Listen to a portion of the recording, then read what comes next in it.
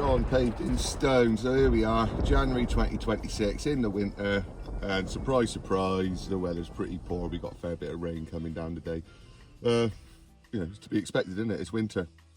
I'm on a job at the moment and we're just coming towards the end, and we're just reaching a stage where actually what we need to finish is a little bit more sensitive. So the grout, for instance, we don't want any rain or frost. There are some products that you can use that are completely waterproof, but we haven't allowed for that on this budget. So we'll just wait. Sensible conversation with the client. We'll just wait, and we'll wait for a little window and we can get on and get this one over the line properly. But the client said to me, "Oh, I bet you'll be glad when it's spring and summer and you'll be working your socks off and whatever." And I thought, actually that's probably not true. We're working just as hard in the winter. And I think there's a perception sometimes that landscaping is seasonal, but from a landscaper's point of view, or at least in my experience, that's just not true. So I'm coming up, I am now, I'm in my 27th year, which means I'll have my 27th winter at the end of the year to look forward to. That sounds brilliant. But I think some of my biggest jobs have been over the winter period. Now, that's not necessarily a planned thing, it's just kind of like how it pans out sometimes. But certainly in my experience, landscaping's all year round. My bills don't stop. I've got to have money all year round to do it. Now, if you're a customer, what does that mean to you? And let's think about specifically, you're going to have work done in the winter. Well, there's increased risk of disruption, isn't there? We're digging out, maybe it's your back garden. You've got further to take everything. Things can get muddier. The ground can get sodden. You end up having to dig out more than you'd expected. These sort of things can happen. However, a sensible landscaper will try and mitigate those issues.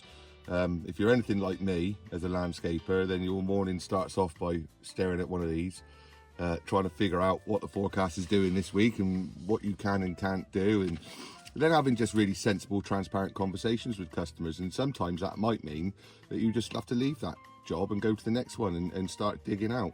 Wet weather is easier to mitigate than frost. In my experience, once you hit frost, you're kind of done, particularly if it's prolonged frost. Certainly, we might think about moving jobs around and doing the dig out, and possibly even putting some type 1 in the ground, depending on what you're doing. But again, in frost, you need to be careful of that, because that material will expand. So there's always limits in frost. I think frost is the biggest limitation for our trade.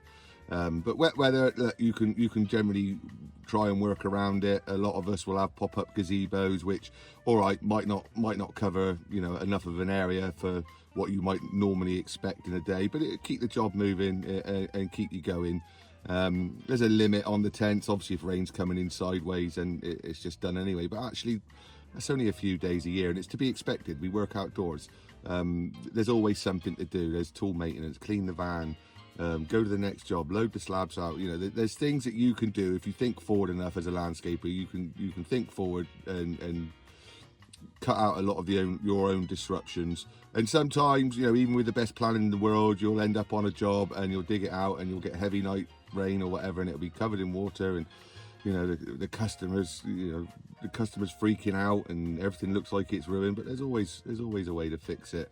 But for the most part, you just want some sensible planning. That said, summer and spring can cause problems as well with the weather. I think back to the summer of 2025, we had 3 or 4 heat waves back to back. So the ground got really, really hard. Trying to dig out, you're trying to dig out your sort of 6-8 inches or whatever it might be. But because the ground's so hard, it's just coming out in clumps.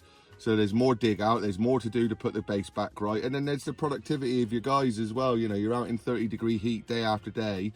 Productivity drops. Your mortar's going to cure off really quickly, which can cause problems down the road. So I don't think landscaping is necessarily seasonal. I think there's risks, but you can get hit at any time of year, which can have bad consequences for your project.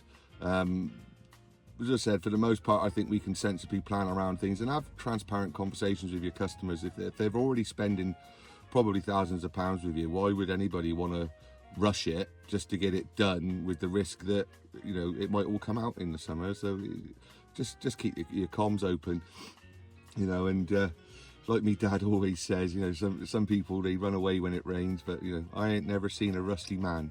I've only felt like one.